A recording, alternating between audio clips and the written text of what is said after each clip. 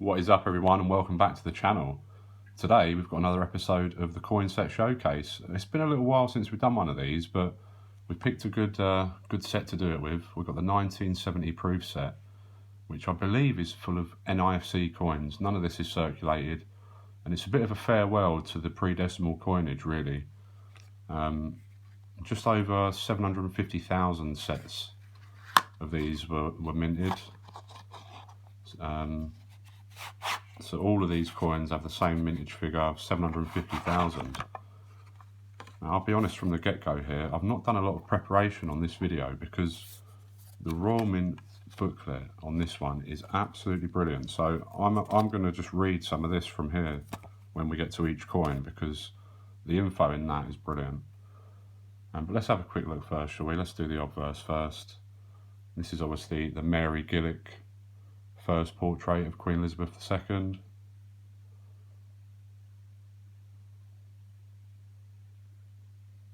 Two bronze coins there. Of course, the brass threepenny bit at the bottom right, and then the rest are all cupra nickel. But let's get into it, shall we? And we'll start off with a halfpenny. And as I said, all of these are NIFC. You will only find these in a proof set, or if they've been busted out of a proof set. And just over 750,000 of each coin exists. So it's quite a nice set to have, I think, being the farewell to the pre-decimal coins. So let's have a little read on the halfpenny, shall we, quickly? And it says, before the reign of Edward I, this denomination was generally obtained by cutting pennies in half. Like the penny, the halfpenny was minted in silver. Copper halfpence made their first appearance in 1672, and in turn were replaced in 1860 by bronze halfpence, similar in size and composition to the one in this set. The reverse design on the coin in this set was introduced in 1937 and is the work of Mr. T.H. Paget, OBE. It was inspired by Sir Francis Drake's Golden Hind, which we've spoken about before, and does appear on other coins as well, including the East Caribbean States coins that we saw in my letter E video. And it says, as a preparatory step towards decimalisation, that's a tongue twister, and we'll have to get the guys trying that one on the stream. As a preparatory step towards decimalisation, the halfpenny was demonetised from 31st July 1969. Pieces dated 1970, such as the example in this set, were never issued as legal tender. So yeah, that's the halfpenny, the Golden Hind, Sir Francis Drake ship, and then we've got the lovely 1970 one penny there with seated Britannia. Let's have a little read about that, shall we? It's quite a large section on that, so shall we read a little bit of it? It says, the penny was the original English coin, first struck in Kent in the 8th century. It was made of silver, and, as first conceived, it contained 1/240th part of a pound weight of silver. In Anglo-Saxon times, its weight varied, but it was stabilised by William the Conqueror at 22.5 grains troy, and it held that weight for 200 years. It was during this stable period, when it was the best and most reliable currency in Europe, that it was given the alternative name of sterling in international markets. During the 14th and succeeding centuries, with the progress of inflation, the weight of the penny was progressively reduced until by the 18th century it had become a tiny coin, much too small for convenient use. In 1797, this is the cartwheel penny, isn't it? We know about that. It was replaced, therefore, by a large copper piece, and in 1860 this in turn was superseded by the bronze coin, of which this set contains an example. So yeah, of course, 1860 to 1970 are the dates on this size of the penny we're looking at here. We'll finish this off, we've gone this far. Britannia, who first appeared on Roman coins of the 2nd century AD, forms the reverse design of the coin in this set. She was adopted for the design of the first copper halfpence and farthings in 1672, and on the new copper pennies of 1797, made her appearance set in the sea and equipped with a trident to symbolise Britain's naval power. She has appeared on every copper and bronze penny since that date. The version here dates from 1937 and is the work of Mr. C.W. Coombs. Well, obviously that's not true anymore because Britannia is no longer on the pennies. Like the 3 pence, the penny was demonetised from the 31st of August 1971. So I'm guessing this set was actually, or at least this literature, was created after 1970, unless they're writing that in the future tense. Yeah, quite interesting about the penny. We don't generally just read straight from the booklets, guys, but this one is done so well that there's so much info there. I thought, why not? Let me know what you think, whether I should just stick to putting my own spin on it or read straight from the book. Again, we've got the 1970 brass threepenny bit there with the portcullis. Let's have a read about that, shall we? So, the 3 pence. I'm going to talk about the silver 3 pence was first issued with the 6 pence in 1551. Its issue during the following centuries was rather spasmodic. Okay, but the coin came into plentiful circulation from the mid-19th century. In 1937, it was superseded by the 12-sided nickel brass 3 pence, the first non-circular piece to form a regular part of the British coinage. The reverse design on the coin in this set first appeared in 1953 and is the work of Mr. William Gardner. It shows a coroneted portcullis, originally a badge of King Henry VII. The 3 pence was demonetised from 31st of August 1971, the date of the end of the changeover to decimal currency. And this set is in lovely condition, isn't it? I've had a good close look and I could see maybe a spot of toning on the crown, the half crown there, but other than that, it's looking spectacular. So next we'll move on to the 2 shillings. Of course, we've got the English shilling, the 3 lions, and then on the right here, the Scottish shilling. Oh, we didn't do the 6 pence yet, did we? Let's do the 6 pence first in the centre. Again, we're just going to read from this brilliant book. Learning so much. Where are we? The 6 pence was introduced by Edward VI in 1551 as one part of the first English coinage conceived on modern lines. This included the silver crown and half crown, and the shilling with its half, 6 pence, and quarter, 3 pence. For the next 100 years, this system was in competition with the older medieval one based upon the penny and its multiples, the groat, 4 pence, and half groat. By the late 17th century, the shilling, 6 pence, 3 pence system had evidently prevailed, but groats were still struck for circulation as late as 1855. The reverse design of this 6 pence in this set appeared first in 1953 and was modelled by Mr. Cecil Thomas OBE from a sketch by Mr. Edgar Fuller. It is composed of a rose, a thistle, a sprig of shamrock, and a leek. Have a quick look at it.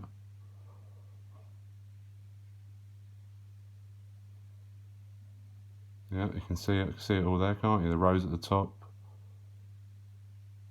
leek on the left, and the shamrock down there at the bottom, thistle on the right.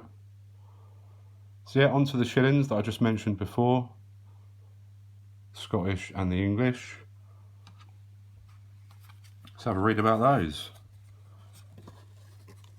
The shilling was a unit of account from early Anglo-Saxon times, but a coin of the value of 12 pence was not minted until the beginning of the 16th century.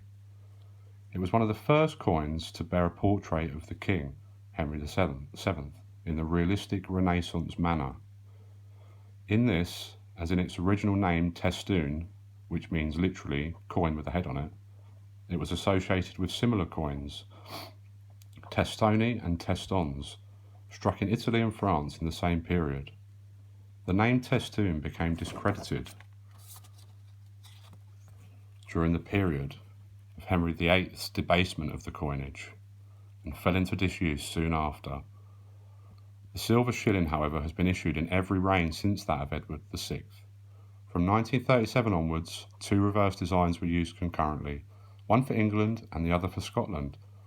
The reverses of the English and Scottish shillings in this set first appeared in 1953 and are the work of Mr. William Gardner again. They show respectively the English and Scottish quarterings of the shield of the Royal Arms. Do like the shillings. So just two more coins to go. See if we can get a nice close look at that. The English one there.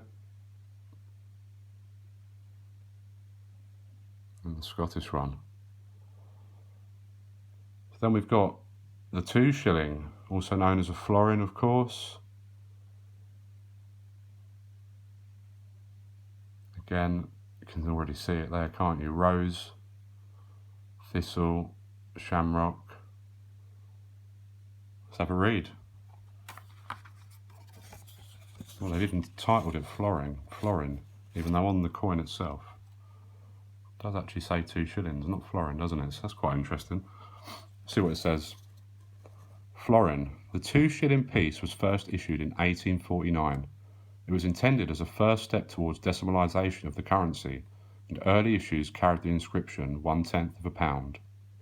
The name of florin, which has an old history in European coinage, was chosen as the official name of the 2 shilling piece because that was the name of silver coins of similar size and value then circulating in the Netherlands and the Austro-Hungarian Empire.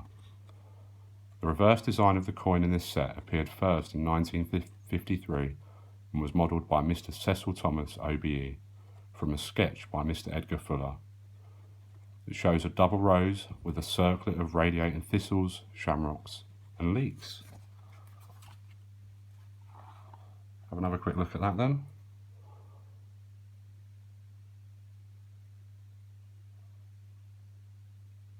And then finally, apart from the little bronze token you get in every one, we've got the half crown, which, as I said, does seem to have a spot of toning just coming at the bottom there, which is a bit of a shame. But yeah, 1970 half crown, mintage of just over 750,000, like all of them, and none of these coins were circulated. So if you're a set collector, I'd say this is probably a must-have, to be honest. Let's have a read. Again, shall we? Last one.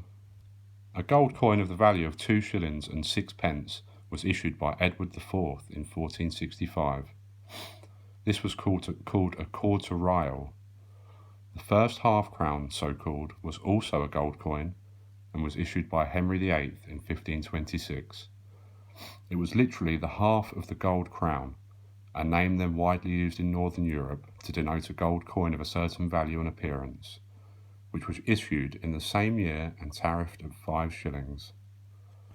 The first silver half crown was issued in 1551 in the reign of Edward VI.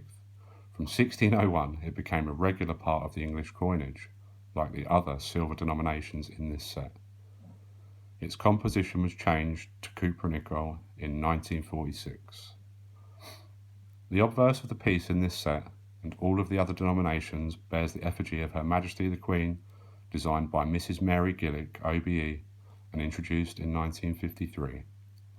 The reverse design also appeared first in 1953 and was modelled by Mr. Cecil Thomas OBE from a sketch by Mr. Edgar Fuller again, and features a shield of the Royal Arms. As a preparatory step, we got it that time, towards decimalisation, half crowns were demonetised from 31st of December 1969. Pieces dated 1970, such as the example in this set, were never issued as legal tender. As it just says there, this set contains some of the last examples of coinage, whose development can be traced back over more than 1,200 years. So a very iconic set, this one. I see you've got the pictures in there as well. And the other little bit with it, which I thought was quite interesting, is this ability to order some more sets. And I won't read it all, but what it basically says is that you can order up to 3 sets to your own house, or you can send sets as gifts to friends. So it's quite interesting. Shame they don't still do that. But that's the 1970 proof set, guys. Tell me what you think about me just reading like that. I don't know if that's a bit cheeky, or let me know your thoughts. I just thought the info in this was so good. I started making notes and was saying some of the stuff that's in here, but this covers it all so well and gives such a broad variety of info. So let me know what you think. It's a lovely little set, I think, and you can pick these up for, I think they're only about 15 or 20 quid, so not going to break the bank for 8 NIFC coins with less than a million mintage, just over 750,000. Leave us a comment, guys. Come back next time. We'll have something a bit different next time. We'll continue with the coin sets, but we'll mix it up with some other stuff as well. But thanks for all your support. See you soon. Stay safe.